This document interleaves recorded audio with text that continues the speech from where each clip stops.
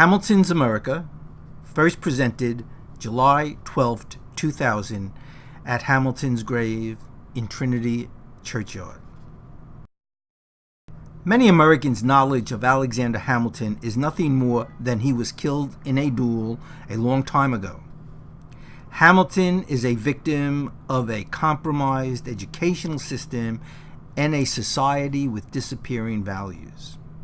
To argue that Alexander Hamilton is the greatest American to ever live, and even more, the most important figure of the last millennium, is astonishing to all but a very few. I proudly live in awe of Alexander Hamilton's life and accomplishments, even more amazing that he was murdered at only the age of 47. I did say murdered because that is exactly what happened. Anyone who has studied Hamilton's life understood his values and the fact that his own son had been killed in a duel. Together with eyewitness accounts of Hamilton's own duel, will have no doubt July 11, 1804, in Weehawken, New Jersey, that Hamilton clearly and with forethought fired his pistol in the air and left himself at the mercy of a sense of fairness, logic, and humanity, which tragically his evil adversary, Aaron Burr, did not share, as he took direct aim at a defenseless Hamilton and fatally shot him in the chest. What should have been an unthinkable act for someone who was at that moment Vice President of the United States. Beginning with the end of Hamilton's life sets the stage for renewed appreciation of his life, as even his dying has been wrapped in lies and neglect. But why would I audaciously call Hamilton the greatest American? Let me build the case. George Washington, Abraham Lincoln, Franklin Roosevelt, these three can claim singular status as the greatest Americans because all three played a uniquely pivotal role in the survival of the United States of America. Washington by becoming first president, Lincoln by surmounting the Civil War, and Roosevelt by rescuing an exhausted nation. Hamilton, and Hamilton alone, clearly merits this circle of greatness.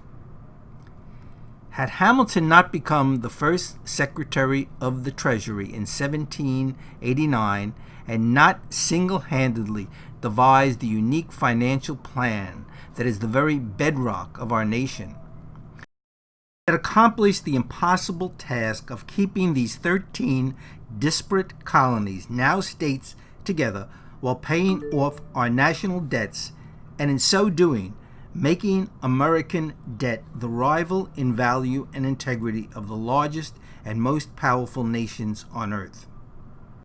Had Hamilton not accomplished that, there is no doubt that the United States of America would have collapsed in chaos, just as had the states under the Articles of Confederation before it, broke and drained of any hope.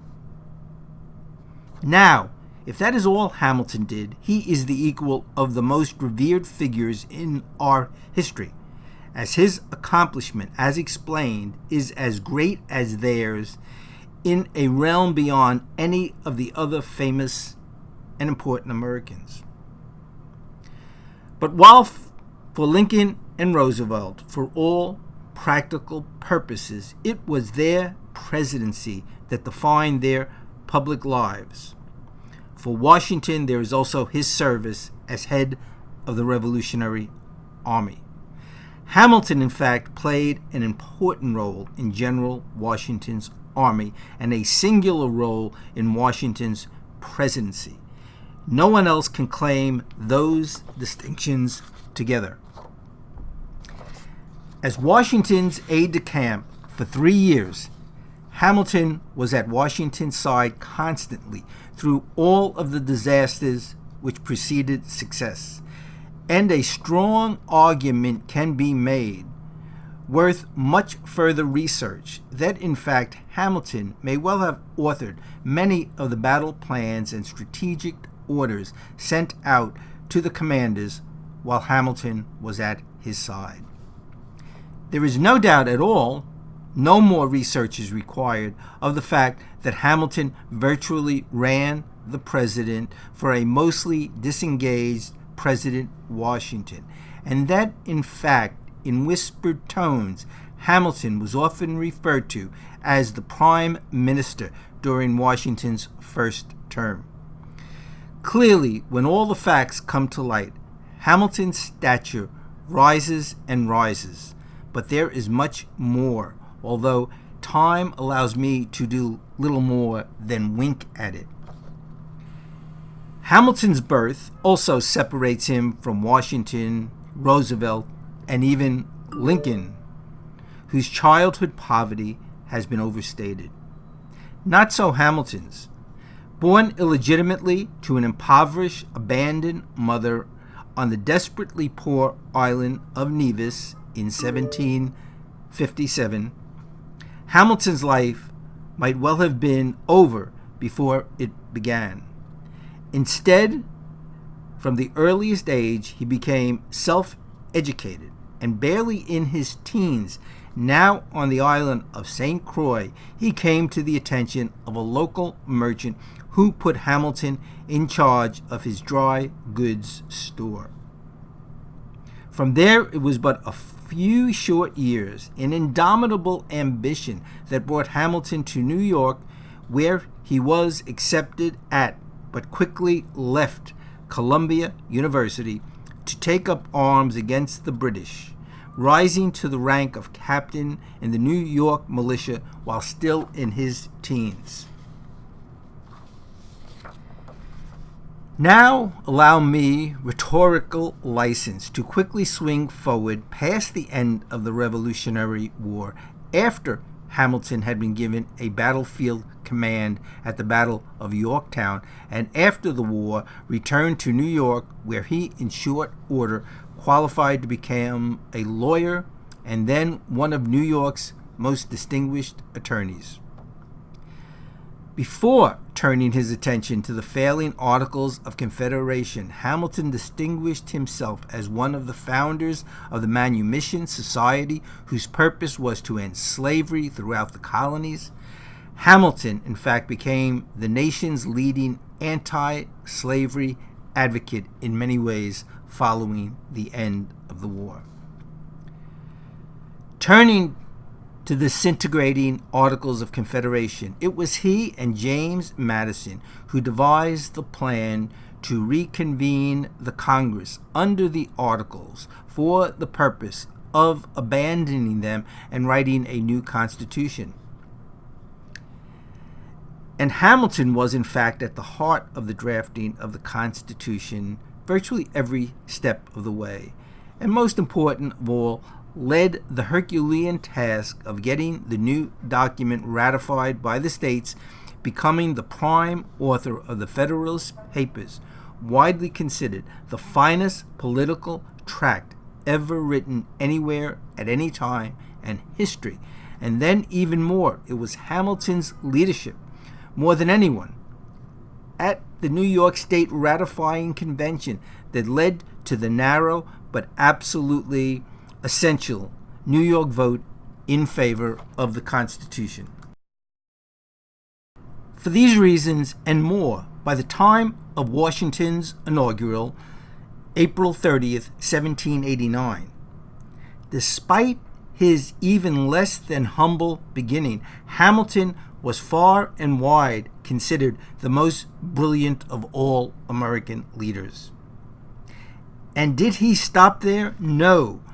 As a lawyer, he began to write briefs that are quoted even to this day, becoming the most outstanding attorney of his age.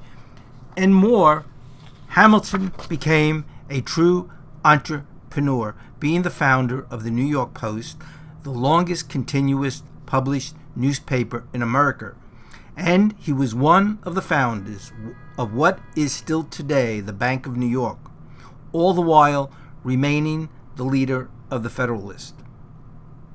But it was during his time as Secretary of the Treasury and afterwards up to and including, as I began this essay, the time of his death, that diabolical forces conspired to do nothing less than destroy Hamilton. And there can be no doubt it was Thomas Jefferson himself, hiding behind the equally unprincipled accomplices who mounted wave after wave of attack on Hamilton and his reputation. And although not at all invisible to history, the definitive, all-encompassing, the Jefferson conspiracy against Hamilton remains to be written. Which brings me to the one claim I can make to adding to the Hamilton story that in fact can be seen as the defining element that both completes the view of Hamilton as the greatest American, while finally making understandable the logic for the unequaled savagery he was forced to endure of all American founders, when he should have been revered for his incredible success, his unsurpassed brilliance. It was his undoing. The most obscure, least remembered clause in the Constitution is the inclusion of the provision that anyone who was a citizen within the United States as of the date of the ratification of the Constitution could be elected president, but thereafter only naturally born Americans could be elected president. Indeed, such a clause could have easily been left out. It affected virtually no one that anyone might think of reaching the presidency. And further, as to the prohibition against foreign-born presidents becoming president was of such importance to the writers of the document, why include any exception? I argue there's only one reason, and his name is Alexander Hamilton. Although as prolific as Hamilton was, and he was, there is not apparently a single reference from his own hand about the presidency. Everything about him and his views of fame and honor and ambition, which animated him, would have made the presidency a natural goal for him. And I suggest that that understanding by Jefferson and others was Hamilton's undoing. Allow me to combine a few elements above into a complete picture. Hamilton, as universally considered brilliant, during Washington's administration, he in many ways functioned as president. He was the leader of the Federalists. He had a well-developed worldview of the nation and its future he wanted to see embraced. He was an unparalleled communicator. He understood his financial plan for the country required a strong, long-term commitment from whoever was president to succeed. And from his earliest boyhood days on St. Croix, and the first thing we ever have today that was written by Hamilton, a letter, he dreamed of fame and ambition, which is 18th century terms for noble attributes which centered about service to one's nation. But why would the possibility of Hamilton as president be so debilitating to some that it would literally frighten them? To begin with, the fact that Hamilton was not by any means part of the natural American aristocracy, which made some of these other leaders dismissive and uneasy about Hamilton. On the other hand, Hamilton certainly sought his own place within their company and was quite comfortable among the more elite citizens among his fellow Americans. No, there was something much darker in the eyes of some that made Hamilton dangerous, and to no one more than the undisputed leader of the Southern Plantation Society, Thomas Jefferson himself. My contention is unexplored by others so far that Hamilton as president would pose the ultimate threat to the slave-owning South. Hamilton, with the power of the presidency and as a most important outspoken critic of slavery, whose own boyhood in the Caribbean developed in him a lifelong revulsion against slavery, that anti-slavery President Alexander Hamilton, the most brilliant mind in the nation, could not have settled for his legacy as president to have not tried to end slavery in America. As an unabashed admirer of Hamilton, I will go so far as to say that he, if anyone, would have found a way to have passed laws, amended the Constitution, if need be, to have put the nation on an irreversible path to ending slavery everywhere and anywhere in America. And having done so, we would never have to experience the horrors of the Civil War. The South and its leader, Thomas Jefferson, would not allow that to happen, and they would be willing to prevent it at any cost to protect their genteel way of life, their aristocracy remaining unchallenged, as the South proved at a horrific price 6 decades later. Slavery was at the very heart of their society, and they would protect it at any cost. There could be no doubt Hamilton must never be allowed to become President of the United States. And even beyond slavery, Hamilton as president, as an entrepreneur at heart, an enlightened thinker who championed every American succeeding on their own merit and industry, would have set the nation on a path of true capitalism for every man and woman that would have melted decades away from the time it took for the United States to truly realize its economic path.